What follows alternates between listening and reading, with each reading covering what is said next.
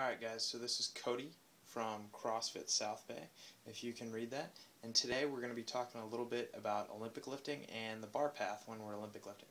So, the bar path basics.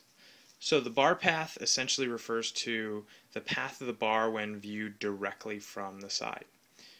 So, this usually refers to the snatch or the clean, although you can also analyze the jerk, but usually it's straight up and down, so it's not as important.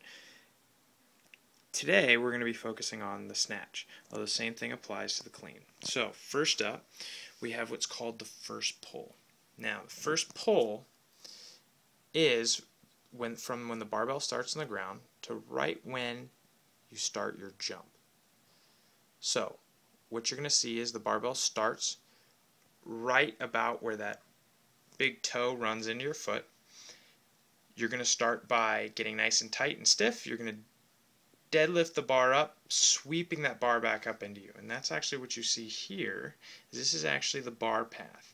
So you actually see a sweep back towards your body as you extend your knees, your lats stay tight, and you actually pull that bar right back towards your legs. And if you actually look, you can actually see that the back angle, right, so the angle of the back, I'll use my non-broken finger here, the angle of the back stays constant as you deadlift. So as you deadlift, your hips and shoulders rise together, just extending your knees.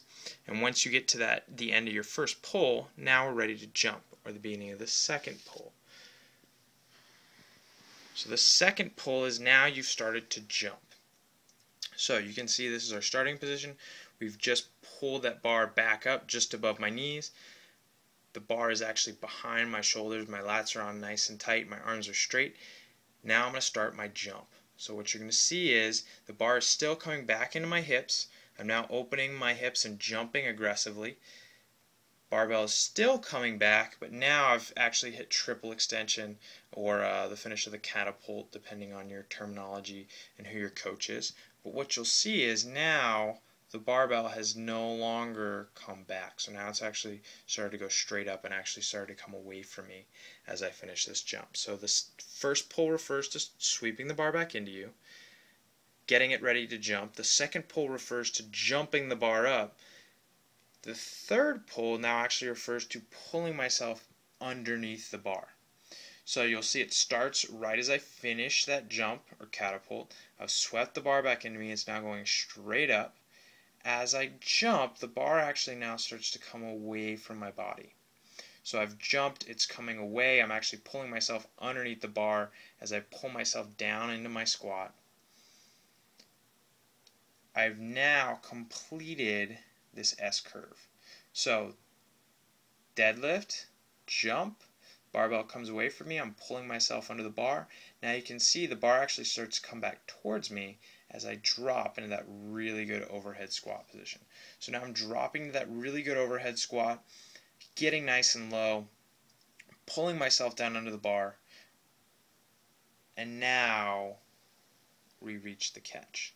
So the catch phase is now where I've actually got under the barbell, and now it's actually going to start to come back down on me while I'm nice and tight, and I've received the bar right at the peak, and I'm actually riding down into the bottom of that awesome overhead squat that we're always looking for. So again, you can break it into three pieces. There's a first pull where I sweep the bar back into me, it's a deadlift. The second pull as I jump and the bar still continues to come back into my hips. I then reach the third pull where I've now actually started to pull myself under the bar starts to come away from me and then back towards me as I get underneath it. And then the catch, where I actually catch the barbell nice and solid in the bottom of my overhead squat. I would then stand up or finish my lift. So, that's the bar path in its entirety. Now, some really common errors in bar path that allow you to read a bar path and then critique it. So if this is the ideal bar path that we're always looking for, this good S curve, some common errors are letting the bar come away from you off the floor. So if you imagine our little guy again, if the bar actually starts to come away from you, you've lost all your leverage in the lift. So it's going to be very hard to save that lift as soon as that barbell comes away from you.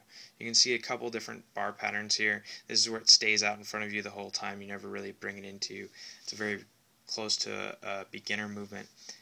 This is also called the reverse 3. So it comes away from you, but then you actually pull it back in, but then you kind of bang your hips into it and it goes out and away again. And so any time that bar comes away from you, it's going to be very hard to lift a heavy weight. You'll get away with it at the lighter weights, but as you get heavier, it's going to be very, very hard to save lifts once they start going away from your body. Another common error is going to be all hips. So if you've ever seen anybody bang a bar or keep their arms straight the whole time as they get under a lift, this is going to be similar to this bar path. Now, the one on the left is actually okay. So it's that good sweep off the floor, back into my hips. Now I'm going to get a little bit more hip action, so you see it more comes away from my body, and then a catch. But if you notice, this is still very close to this reverse S curve. And different lifters move differently, but because it's so close, that's actually an okay lift. And many lifters are taught that way, many coaches teach it that way.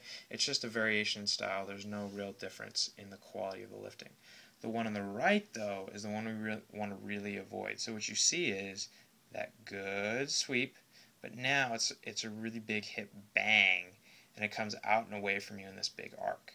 And what happens is, in that really big arc, it's hard to catch the bar in a good position. You'll lose it in front, you'll lose it behind, but it's going to be very hard to catch it right at that perfect position where you can actually catch the barbell in a good spot. So, all hips, out in front. Two big things you want to avoid when you're looking at a bar path. That would be ideal. The closer you can get to that perfect S curve, the better it's going to be. Everybody's going to have a little bit of differences, but overall that's what we're shooting for every time. So, hopefully that gave you guys a pretty good understanding of the bar path and what we're looking for. Now, time to go play with it.